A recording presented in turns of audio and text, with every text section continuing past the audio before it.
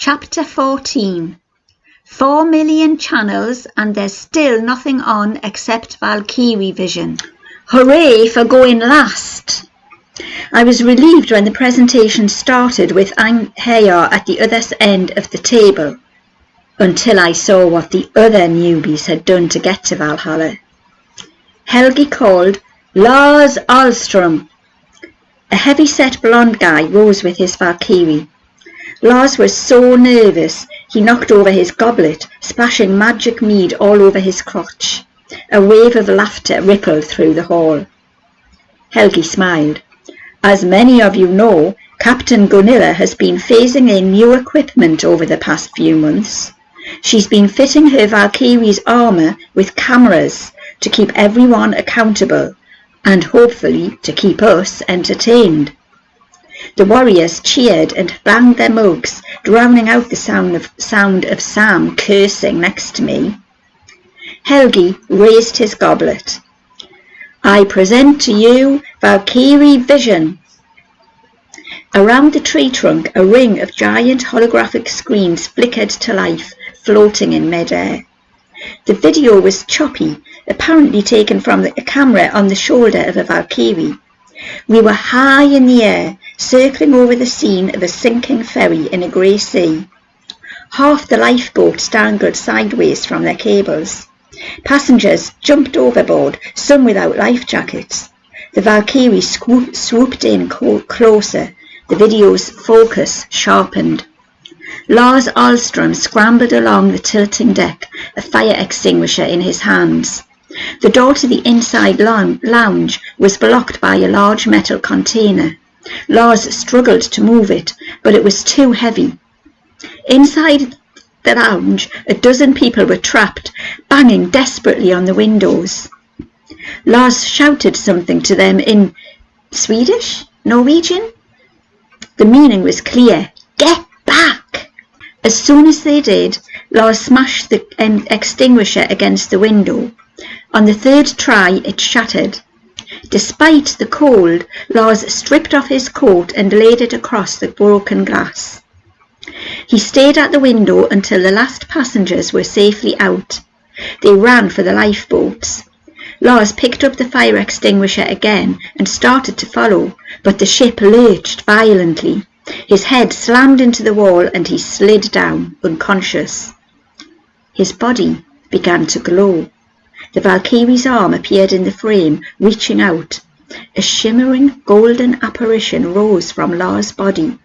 His soul, I guessed. Golden Lars took the Valkyrie's hand and the video screens went dark. All round the feast hall, warriors cheered.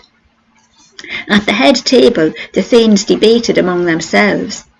I was close enough to hear some of it. One guy, Lord Nelson, questioned whether a fire extinguisher could count as a weapon. I leaned towards Sam. "Why does that matter?" She tore her bread into smaller and smaller pieces. To get into Valhalla, a warrior must die in battle with a weapon on his or her hand. That's the only way. "So," I whispered, "anyone could get into Valhalla if they just grabbed a sword and died." She snorted. "Of course not. We can't have kids taking up weapons and dying on purpose. There's nothing heroic about suicide. The sacrifice, the bravery, has to be unplanned, a genuine heroic response to a crisis. It has to come from the heart, without any thought of reward. So what if the thanes decide that a newbie shouldn't have been picked? Does he go back to being alive?"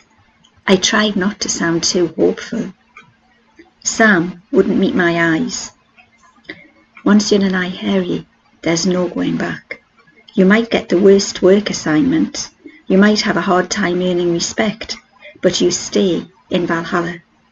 If the Thane rules the death unworthy, well, the Valkyrie takes the punishment for that."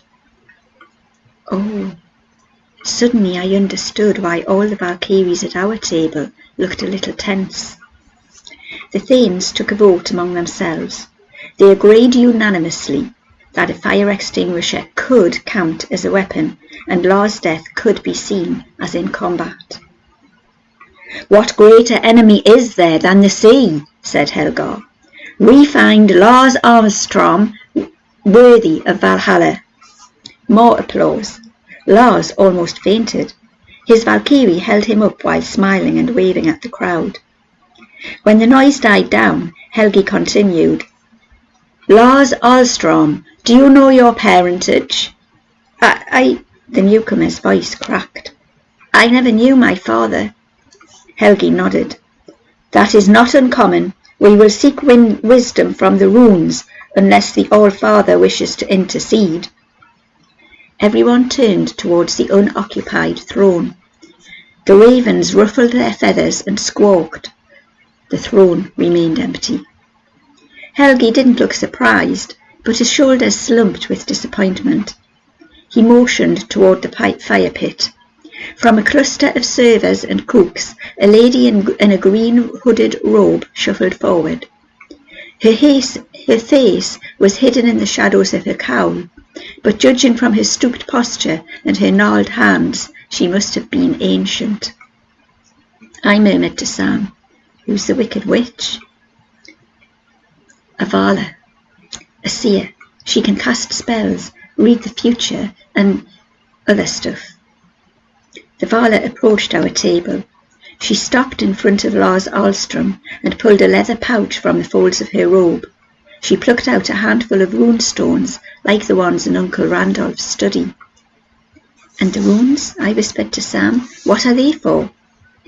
"They're the old Viking alphabet," she said, "but each letter also symbolises something powerful. A god, a type of magic, a force of nature.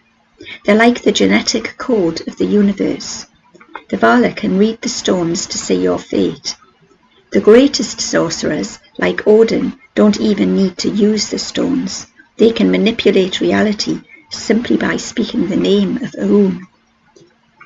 I made a mental note to avoid Odin. I didn't need my reality manipulated any further. In front of our table, the Vala muttered something under her breath. She cast the stones at her feet. They landed on the floor, some face up, some face down. One rune in particular seemed to catch everyone's attention.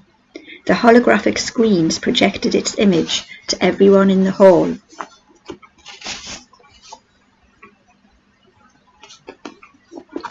The mark meant nothing to me, but hundreds of warriors shouted with approval. "Thor!" they cried. Then they started to chant, "Thor! Thor! Thor!" Sam grunted. "As if we need another child of Thor." "Why? What's wrong with them?" "Nothing. They're great. Gunilla over there, she's a daughter of Thor." "Oh." The Valkyrie captain was smiling, which was even scarier than her scowl. As the chanting subsided, the Vala raised her withered arms. "Lars, son of Thor, rejoice!